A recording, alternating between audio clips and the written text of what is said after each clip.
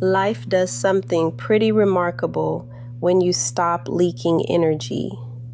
When you stop leaking energy. Life does something pretty remarkable. First, you start feeling like yourself again.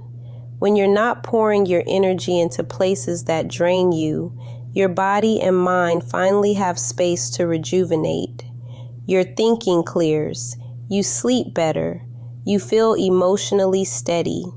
It's like reclaiming your internal spaciousness.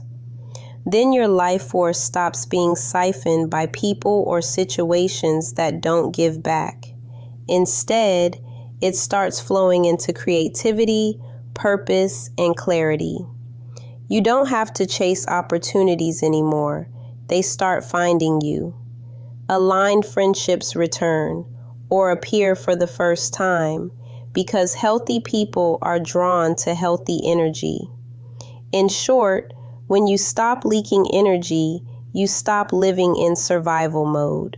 You start living from expansion, from alignment, and life responds to that shift immediately.